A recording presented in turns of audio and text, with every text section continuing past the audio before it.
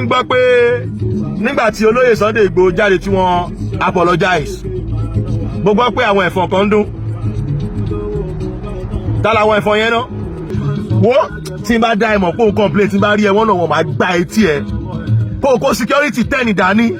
tí n bá dá ẹ mọ̀ nínú àwọn tó ń complain máa gbá etí ẹ bẹ́tà kó lọ wá bí kan jókòó sí tó bá ti mọ̀ pé ó máa complain. àwa ọmọ Yorùbá kí ló ṣẹlẹ̀ a tún ti dé kí ló dé olóyè Sunday Igboho ti bẹ̀bẹ̀ lọ́tún lọ́sì sọmọdé àtàgbàlagbà lẹ́yìn èyí la tún gbọ́ awuyewuye pé àwọn kan sọ pé ó ṣe máa bẹ̀bẹ̀ kí ló dé tí olóyè Sunday Igboho ṣá ṣe máa bẹ̀bẹ̀ pé kò dùn mọ́ wọn nínú hábà kí ló dé ta ló lè gbà kí màmá ẹ̀ kú kó má lè sín kó má ní àǹfààní láti lè ṣe ayẹyẹ ìkẹyìn fún àbí ta ló lè lọ prison kó má rí fámìlì ẹ̀ fódìdí ọdún méjì gbáko àwọn ọmọ ẹ̀ dáadáa mọ̀ ó ga o gbogbo business ẹ̀ ló wà destroy tí ò ráyè ṣe fún odidi ọdún méjì gbáko tó jẹ́ wípé gbogbo ìjà tó ń jà náà ni pé kí àwọn ọmọ Yorùbá kí wọ́n lè ní àǹfààní sí ilẹ̀ baba wọn kó má gba ilẹ̀ baba wọn lọ́wọ́ wọn káwọn dáràndáràn àwọn ajínigbé àwọn agbanipa Fúlàní kí wọ́n má bàa ṣe àwọn ọmọ Yorùbá lọ́ṣẹ́ kán yé pa ọmọ Yorùbá mọ́ kán yé jí ọmọ Yorùbá gbé mọ́ gbogbo èyí ni olóyè Sunday Igboho là kọjá o síbẹ̀síbẹ̀ àwọn kan sì tún bínú pé ó ń bẹ àwọn lọ́balọ́ba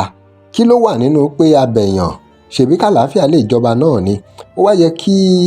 olóyè Sunday Igboho ṣàrántí nǹkan kan tí Prophet Mayowa sọ nípa ìran pé kí olóyè Sunday Igboho ṣàmáì tí ì wálé o báwo la ṣe fẹ́ sọ̀rọ̀ yìí téèyàn mẹ́ta tó máa dúró méjì méjì o.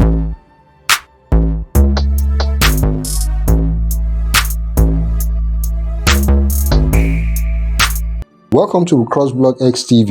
Remember to like, share and follow. Saheed sọ̀rọ̀ Saheed rẹ̀ ó sọ̀rọ̀ gbá àwọn tó ń complain ó ní bóun bá pàdé mi inú wọn ó ní nǹkan tóun máa ṣe fún mo fẹ́ kẹ́ ẹ gbọ́ nínú fọ́nrán tí máa mú wá fún yín pẹ̀lú gbogbo ìyà tí olóyè Sunday Igboho tó jẹ gbogbo àdójúkọ wọ́n ṣe mú ìyàwó ẹ̀ tí wọ́n lọ́ọ̀kì wọn up tán fi sí German cell tí àwọn ọmọ ẹ̀ ò ráyè rí bàbá wọn tó tún wá pàpà lù sí màmá ẹ̀ tí wọ́n fẹ́ ṣe ayẹyẹ ìsìnkú ẹ̀ yìí ní February 22, 23 làwọn kan tún ní kí ló dé tí olóyè Igboho tún bẹ̀bẹ̀ Saheed rẹ̀ tún wá invite gbogbo èèyàn sí burial ceremony màmá Sunday Igboho ṣá àti pé bó ṣe máa rí gbogbo ẹ̀ náà ló ṣàlàyé ẹ jẹ́ á gbọ́. Igboho ṣá ní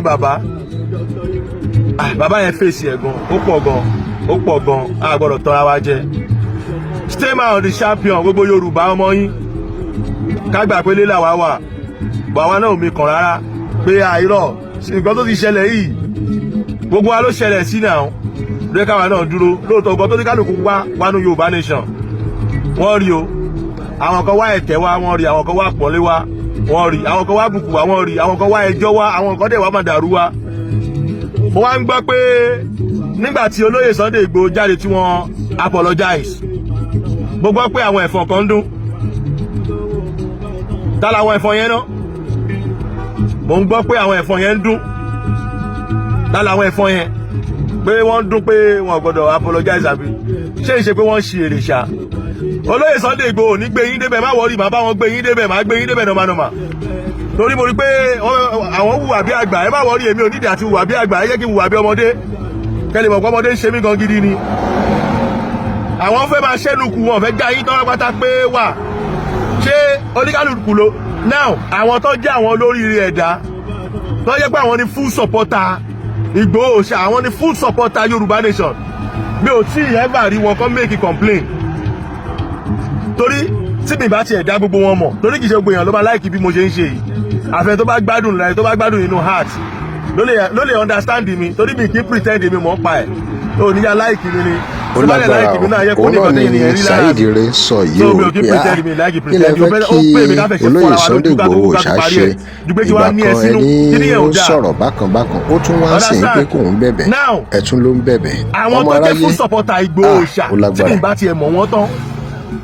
ẹnu àwọn tí mo mọ̀ wọ́n ever complain pé why tí Igboho apologize kódà àtúrò àwọn èèyàn wa tó jẹ́ màmá wa bàbá wa tó jẹ́ full supporter wa tó sọ Saheed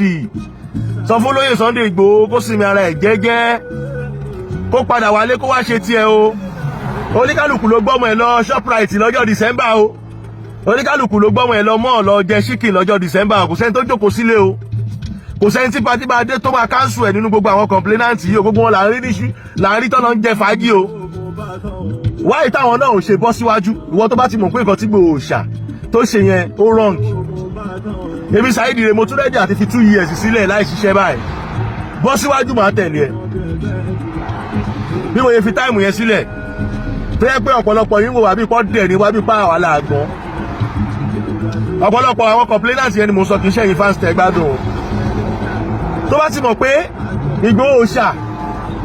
kò tẹ́ ẹ lọ́rùn pẹ̀lú bó ṣe apologize yẹn bọ́ síwájú máa wọ́rí máa tẹ̀lé ẹ bọ̀ má kàn fojú kan tẹ̀lé ẹ ni mi ní fojú méjèèjì tẹ̀lé ẹ mo yẹ fojú méjèèjì tẹ̀lé bàbá wa tí mo mọ̀ pé original ni wọ́n bí ẹ kí fojú méjèèjì tẹ̀lé wọn pé wọ́n kò sí ọ̀gá sẹ́ẹ̀ kò yé ebi ló kọ́ gan gbọ́dọ̀ fún Nàìjíríà frustration dèkòdèkò pé ẹ̀ ń wáìnì ṣá bọ̀ normal díẹ̀ tó fọlọ́gbọ́n tí èèyàn bá jagun síwájú kó tún try láti wọ ẹ̀yìn wò tí èèyàn bá jagun síwájú kó try láti wọ ẹ̀yìn wò ta ló kù lẹ́yìn ẹ̀ ká dúpẹ́ lọ́wọ́ àwọn tí ò fi wálẹ̀ tí ò fi Ọlọ́run lẹ̀ lára májàsọ́lá àwọn kan dẹ̀ jókòó sínú yàrá ibiṣẹ́ àsìkò ibiṣẹ́ wọn máa tó wọn máa lọ wọ́n máa tún dé láti ibiṣẹ́ wá tún lọ ṣe fàájì olórí ibú wọn máa complain ẹnìkan tí ò dé. Saheed náà bẹ̀bẹ̀ ó bẹ̀ àwọn tó ń bá ti ṣẹ̀ ẹ̀ṣẹ̀ ni pé bàbá bẹ̀bẹ̀ ọ̀nà àti jẹ́ kí àlàáfíà ráyè náà ni àìpé kí gbogbo ìgbà fọwọ́sowọ́pọ̀ kí wọ́n lè tẹ̀síwájú káwọn èèyàn sọpọ́tì ilé Sunday Igboho ṣá ẹjẹ́ á gbọ́ fọ́nrán ìsíwájú. bọ̀ mo kàn tún bẹ àwọn bàbá wa ní kọ́jọ́ kan torí Ọlọ́run dáríjì mi o bàbá Ṣèyí Mákindé ẹ̀ṣẹ́ àmọ́ mi tí ẹ̀ṣẹ̀ yín náà mo gbé yín débẹ̀ ni ọ̀gá mi Sanwó-Olú Tuale mo kàn gbé yín débẹ̀ ni mi ò ṣẹ̀yìn nọ́mà bàbá mi original number 1 ní ọ̀fífẹ́ àmúṣe bàbá o mo ṣe bàbá o bọ̀ mo ti tọrọ ìdáríjì tipẹ́tipẹ́ ìṣẹ̀dá yín gan dáríjì mi torí mo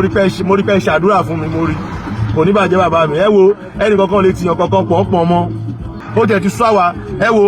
òkú àwa múra òkú adìẹ máa ṣe gbogbo ṣe ń jẹ́ tọ́lọ́hún tó bá ti dá February 22, 23 so gbogbo ẹni tó bá ń bá èmi Saheed rè lọ gbogbo àwọn èèyàn mo rí pé àwọn èèyàn tó pọ̀ ti ra aṣọ o bẹ́ẹ̀ tó ṣe free to everybody one love bọ̀ wá kọ́ béèrè ní kó tó súnmọ́ bàbá kó má lọ jẹ̀gbà tí látẹ̀yìn tó dáwọn ọmọ kéékèèké kan náà wà bẹ́ẹ̀ tó yẹ pé tó bá rí bàbá inú wọn máa dùn wọ́n fẹ́ sábà wọn bọ̀ kò ní rí bẹ́ẹ̀ o tó kàn ní sábà bàbá bẹ́ẹ̀ yẹn o ọlọ́mọ yẹn ká rí ìgbà tí ní 2024 ìgbà tí máa ń pààyàn o so ẹni tó bá dẹ̀ máa kò dẹ̀ sí àyè fún wọ́nranwọ̀nran fún gbogbo àwa ọmọ kéékèèké tá a bá ń lọ kò sáyè fún wọ́nranwọ̀nran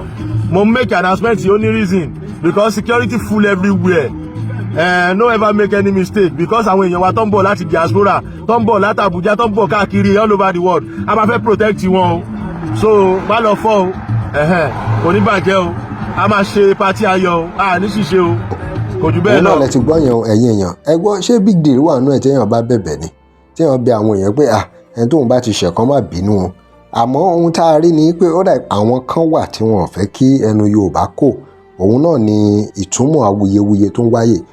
tí ò bá ń ṣe bẹ́ẹ̀ ni kò yẹ kí irú awuyewuye báyìí kó wáyé kí lè ròyìn lórí gbogbo èyí tó wà nílẹ̀ yìí remember to like share and follow us thanks for watching.